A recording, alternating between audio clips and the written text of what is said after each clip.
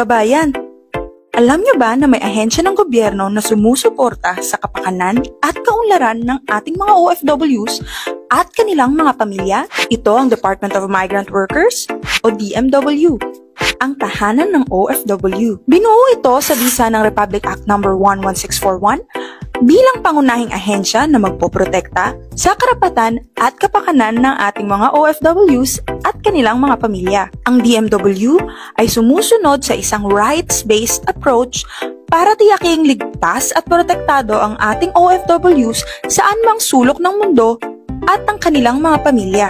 Alinsunod sa direktiba ni Pangulong Ferdinand R. Marcos Jr., ang DMW ay tahanan ng OFW saan mang panig ng mundo na patuloy na isusulong ang proteksyon, kabutihan, at kaunlaran ng ating OFWs tungo sa bagong Pilipinas. Ang DMW ay nagbibigay proteksyon at serbisyo sa OFWs at kanilang mga pamilya sa pamamagitan ng pagbuo at pagpapatupad ng makatarungang overseas employment policies, pagpapalakas ng ugnayan sa ibang mga bansa at maging sa ating mga local private recruitment agencies, patuloy na pakikipaglaban sa illegal recruitment, at tumutulong sa reintegration at skills training ng ating mga OFWs. Alam nyo ba na ang DMW ay nakapagtatag na ng 42 Migrant Workers Offices o MWO sa 28 na bansa, 16 regional offices sa Pilipinas, at isang attached agency, ang OWA, para sa mas mabilis